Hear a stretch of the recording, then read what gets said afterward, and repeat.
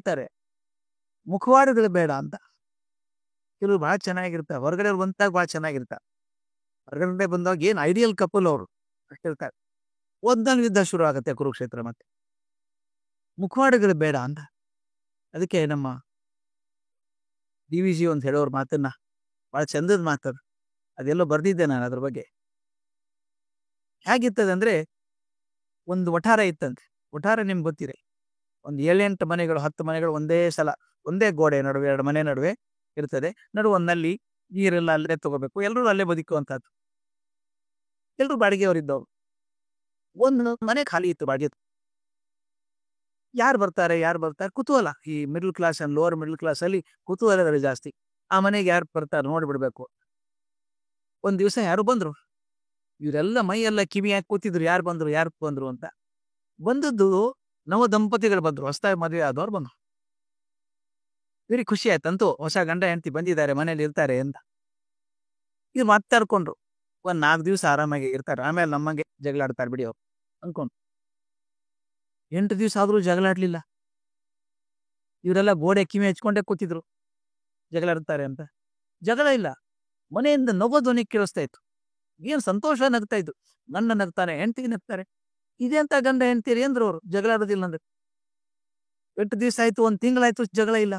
ಆಯ್ತು, ಇನ್ನೇನ್ ಮಾಡ್ತಾರೆ, 1 ತಿಂಗಳು ಹೊಸದಲ್ಲ ಅನುಭವ, ಇನ್ನ ಜಗಳ ಆಡ್ತಾರೆ ಅಂತ ಕೂತಿದ್ರು. 1 ವರ್ಷ ಆದ್ರೂ ಜಗಳ ಇಲ್ಲ. ಅವ್ರಂದ್ರೆ ವಿಚಿತ್ರ ಆಯ್ತು. 2 ವರ್ಷ ಆಯ್ತು, ನಗುತ್ತಾ ಇದ್ದಾರೆ, ಧ್ವನಿ ಕೇಳಿಸುತ್ತೆ, ಮನೆಯಿಂದ ನಗೋದು ಕೇಳಿಸುತ್ತೆ. ಅವ್ರು ತೀರ್ಮಾನ ಮಾಡಿದ್ರು, ಈಗ ಆದರ್ಶ ದಂಪತಿಗಳಪ್ಪ, ಇಂಥವ್ರು ಯಾರು ಇರೋಕ್ ಸಾಧ್ಯ ಇಲ್ಲ. 5 ವರ್ಷ ಆದ್ಮೇಲೆ ಇನ್ನೂ ಜಗಳ ಆಡ್ಲಿಲ್ಲ.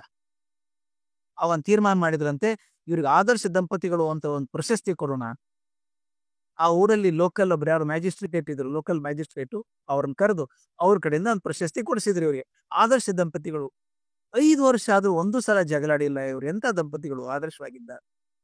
ಅವ್ನು ಜಡ್ಜನು ಭಾಷಣ ಮಾಡಿದ, ನಾವು ಜಗಳ ಆಡಿದ್ದೀನಪ್ಪ ನಾನು ಹೆಂಡತಿ ಜೊತೆಗೆ, ಆದ್ರೆ ಇವ್ರು ಜಗಳ ಆಡಲ್ಲ ಅಂದ್ರೆ ಆಶ್ಚರ್ಯ, ಅದು ನಂಬೋಕೆ ಆಗಲ್ಲ, ಅವ್ರ ಆದರ್ಶದ ಹೆಂಗೆ ಇರಲಿ ಅಂತ ಮೆಡಲ್ ಕೊಟ್ಟ. ದಿವಸ ಹೋಯ್ತು, 10-15 ವರ್ಷ ಆಯ್ತು. ಮುಂದೆ ಈ ಜಡ್ಜ್ ಇದ್ದವನ್, ಲೋಕಲ್ ಜಡ್ಜ್ ಇದ್ದವನ್ ಹೈಕೋರ್ಟ್ ಜಡ್ಜ್ ಆಗಿದ್ರು.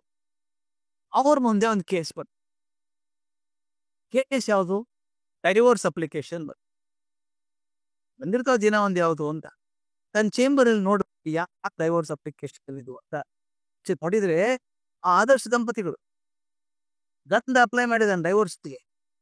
ಇವೊಂದು ಅಯ್ಯೋ ಕತ್ಯ, ನಾನೇ ಪ್ರಶಸ್ತಿ ಕೊಟ್ಟಿದ್ದೀನಿ, ಆದರ್ಶ ದಂಪತಿಗಳು ಎಂದು ಜಗಳಾಡಲ್ಲ, ಇವ್ರು ಇಷ್ಟು ಪ್ರೀತಿಯಿಂದಿದ್ದಾರೆ ಅಂತ.